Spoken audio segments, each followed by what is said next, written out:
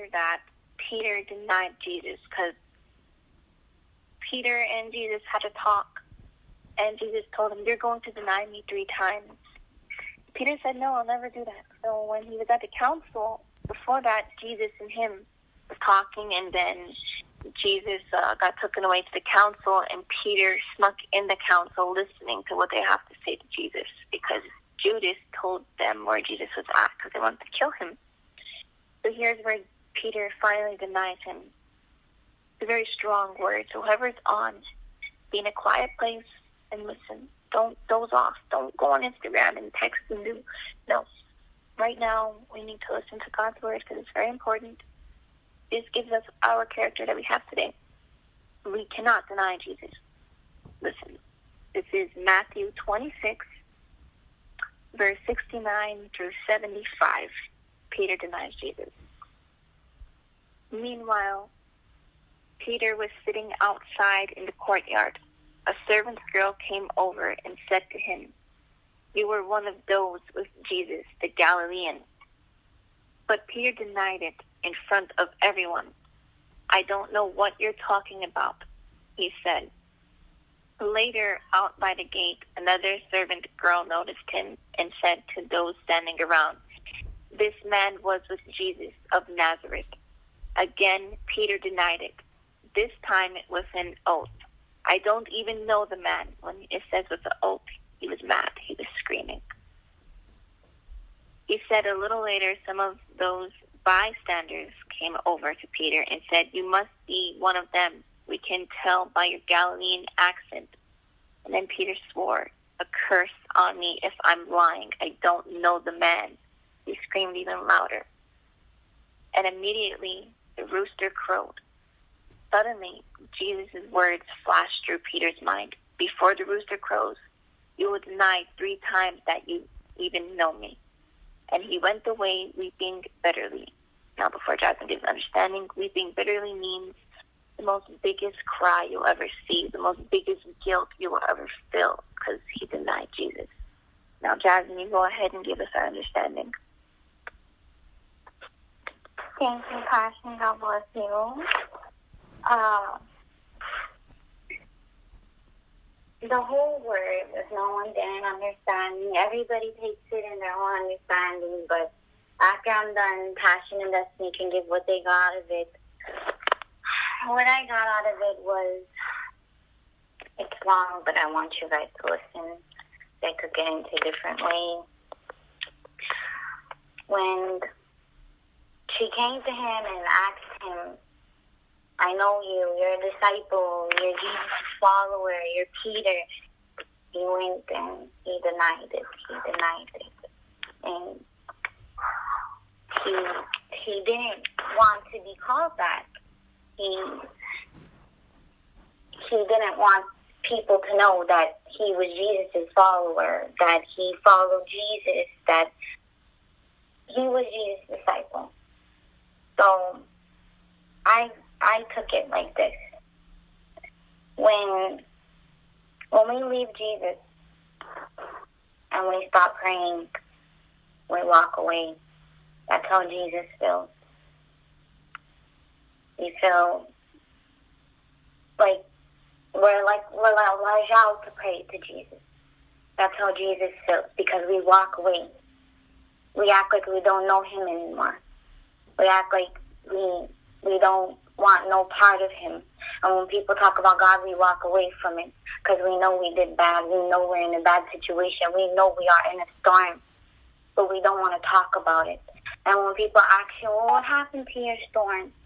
What happened to the situation that you're in? How is it going? So did you get farther? God's with you. Don't worry about it. You say, you are, Daddy, how much can you ask me?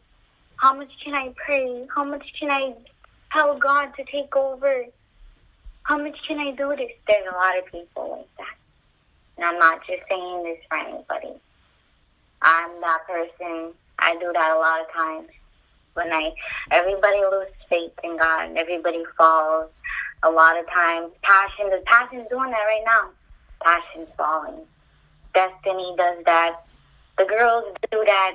How much can we pray? You come to that breakdown when you just can't anymore. And you're lost. You don't know what to do, where to go. And you don't know if you should pray. But at the same time, people come to you and they ask you, oh, you have a prayer line. And you think it's easy having a prayer line. I thought it was very hard. Because when I went through a storm, I thought it was so hard. It was so hard to work a prayer line. It's so hard to... Guess what? It's worse than not working for God. Because you know why? When you leave God and you stop working for Him, you fall into this world. And you're allowed to talk about God. You don't want to be God's disciple. You don't want to be around those things because you're tired of it. You don't know what to do anymore, and that's not helping you. You want to know why? Because you have no faith. You have no trust in God. And I thought about this last time I was on the line. I know it might sound stupid, but take a boiled egg and put it in a pot and boil it. The hard shell on top is, and you take it off,